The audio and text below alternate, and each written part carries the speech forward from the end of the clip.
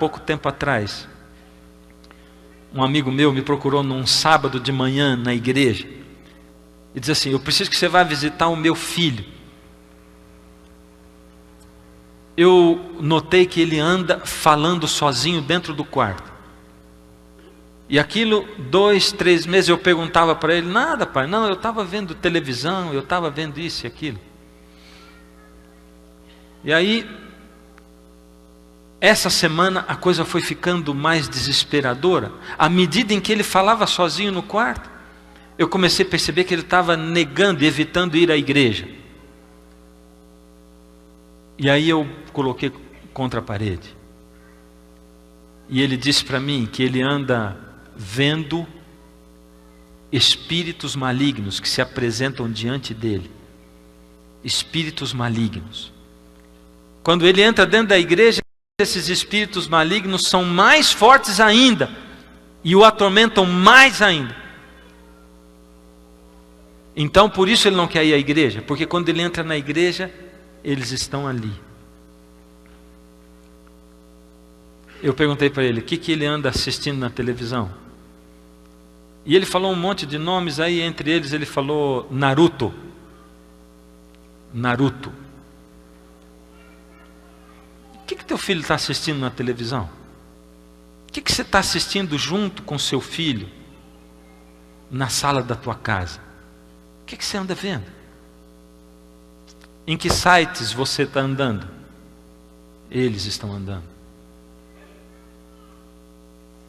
Eu disse para ele: bom, eu te visito 3 horas da tarde hoje. Fui para casa e digitei na internet Naruto. E isso aí me levou para um site oficial Naruto. Naruto é um desenho que eu nunca tinha visto. Também nunca assisti nenhum episódio desse desenho. Mas lá no site dava uma descrição de quem é o Naruto. E dizia assim, estava escrito assim, site oficial. Ele dizia: Naruto é um adolescente, ele quer provar para a aldeia dele que ele é um ninja de verdade. Então, ele, há um tempo atrás, uma raposa demoníaca de 9 caudas, chamada Kyuubi, ela veio para derrotar a aldeia do Naruto, mas o mestre, não sei das quantas lá, selou essa raposa demoníaca dentro do Naruto. Olha o termo, selou. A palavra de Deus diz que nós somos selados pelo Espírito Santo de Deus. A linguagem ali que eles usam é: selou uma raposa demoníaca de 9 caudas dentro do Naruto. Como o Naruto não pode se livrar dela, porque ela está selada dentro dele, o Naruto conversa com essa raposa demoníaca e negociou com ela e disse assim: já que eu não posso me livrar de você, você vai pagar aluguel para morar dentro de mim. E o aluguel é o seguinte: você me dá o seu poder e você vai poder morar dentro de mim, já que você está morando aí. Então quando o Naruto começa a lutar e a força dele não é suficiente, essa raposa demoníaca, ela tira uma cauda que funciona como um terceiro braço, que funciona e que luta independente da vontade do Naruto, é o que diz o site. E quando esse terceiro braço também não está dando conta, mais um, no segundo braço que ela tira para fora e começa a lutar, diz o site, o olhar do Naruto começa a mudar. A partir do 4º braço, ele começa a se transformar numa raposa demoníaca de 9 caudas, numa Kyuubi, como diz aquilo ali. Isso é uma cena de possessão demoníaca. Eu li isso para o garoto. Eu cheguei na casa do meu amigo e disse assim, falei com o rapaz e disse: você já leu o que diz a descrição do site oficial sobre o Naruto? E ele disse: não. Achei o máximo, mas ele disse não. Então eu vou ler para você. E comecei a ler tudo isso que eu falei para vocês. Eu disse para o menino: só tem um jeito de você se livrar desses espíritos demoníacos que você anda vendo. E o único jeito de você se livrar deles é o seguinte: você tem que se livrar de tudo que é Naruto, arrancar as revistas, tudo que você tem, se livrar de assistir isso na TV. Você tem que se livrar do Naruto também no seu computador. Apaga tudo, acaba com tudo. Você tem algum selinho, encaderna alguma coisa, acaba com tudo. Se livra de Naruto na sua vida. Esse é o único jeito. Se você quiser, eu estou disponível 24 horas. Você me chama, eu venho aqui, ajudo você a queimar o que você tiver de revista, de livro, de adesivo. Eu ajudo você. Nós vamos orar, os seus pais vão fazer uma dedicação sua de novo. Nós vamos fazer uma cerimônia de entrega sua para Deus de novo. E você vai cortar relacionamento com Naruto. E aí o rapaz olhando para mim diz assim: eu não posso. Por que você não pode? É porque eles já me disseram que se eu cortar o relacionamento com Naruto, eles vão me possuir. Você só tem duas chances: ou você se entrega totalmente ao inimigo, ou você rompe com ele e se liberta nas mãos de Jesus. Isso já faz quase um ano que aconteceu. Eu estou esperando esse garoto me telefonar até hoje. Me mudei da cidade e ele não me procurou até hoje. Aliás, há um tempinho atrás, uma psicóloga, minha amiga minha, disse assim: pastor, eu estive conversando com fulano de tal que me procurou para um tratamento. Aí quando eu disse para ele: o seu tratamento deve ser, não é psicológico, isso é um problema espiritual. Você já procurou um pastor? Ele disse: sim, eu procurei o pastor Fernando, e eu estou conversando com o senhor, o que o senhor achou? Eu disse isso para ele.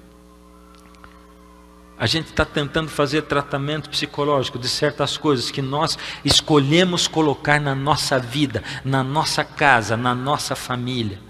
Esse homem não se tornou um endemoniado assim de uma hora para outra. Ele foi permitindo com que o inimigo entrasse na vida dele em diversas áreas. E aí o inimigo entrou de tal maneira que precisava de ter uma legião de demônios dentro dele para tomar conta de todas as áreas da vida dele que ele deixou serem dominadas pelo inimigo.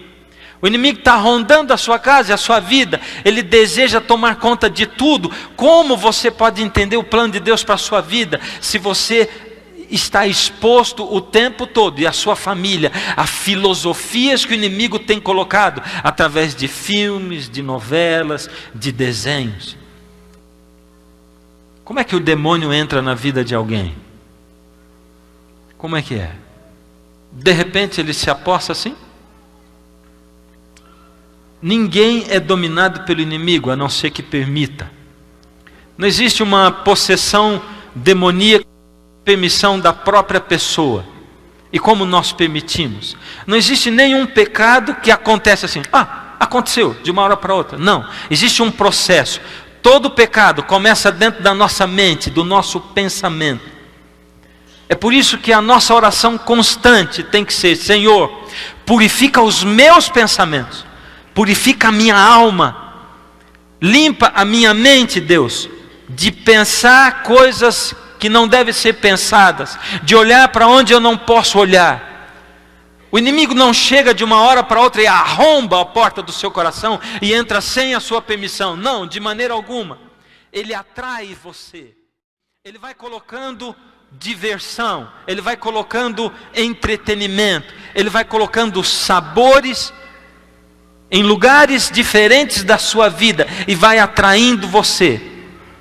Aí ele vai misturando a verdade com a mentira. A gente pode ver isso aí claramente nos entretenimentos, não é? Nas diversões. Na televisão principalmente.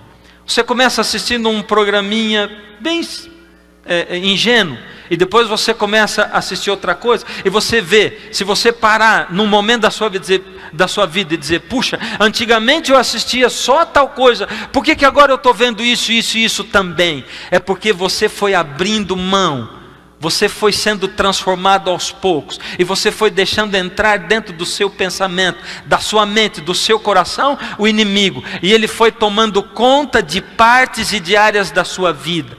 Você foi cedendo, comendo isso e aquilo que você não comia. Você foi vivendo e foi procedendo, agindo de tal e de tal maneira. Você foi se divertindo, foi se permitindo. E aos poucos o inimigo vai tomando conta de pontos da nossa vida. E eu parei agora. Porque, queridos, eu tenho visto que na maioria das vezes, um cristão se torna cristão, vem para dentro de uma igreja, E os grupos que mais pressionam as pessoas para não estreitar o relacionamento com Jesus e não honrar Jesus como eles precisam, são os grupos que estão dentro da igreja.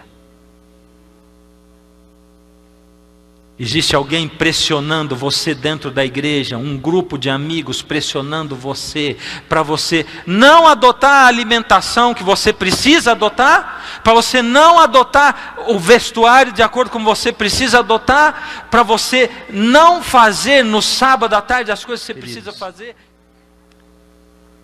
Não se engane, o inimigo vai andar sempre ao seu redor, buscando você. Ele vai sempre procurar um ponto na sua vida, quer seja por pressão de sociedade, de amigos, sejam amigos fora da igreja ou dentro da igreja. Ele vai sempre pressionar você com filosofias humanas, com pessoas que vão tentar entrar na sua mente, os sábios humanos, os que se dizem sábios, mas o Senhor, para ele a sabedoria do homem é loucura. Por isso que para os homens a sabedoria de Deus é loucura, porque as duas coisas não se encaixam. O Senhor Jesus deseja ser o Senhor e o Deus da sua vida. Ele deseja ser o Senhor e Deus do seu lar, do seu negócio. Ele deseja ser o Deus e Senhor de toda a sua vida e tudo que envolve a sua vida, dos seus filhos, da sua família, da sua casa. Ele deseja ser o Senhor.